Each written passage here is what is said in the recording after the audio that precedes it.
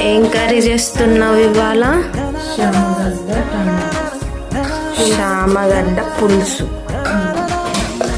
అన్నీ ప్రిపేర్ చేసుకొని. శామగడ్డలు ఇవి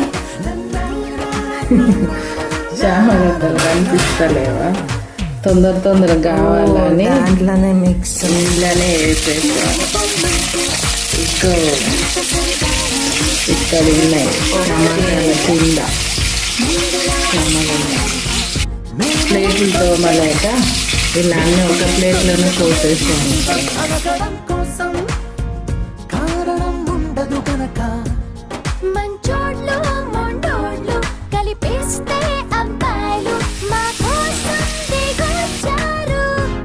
అబే అలా అనొద్దే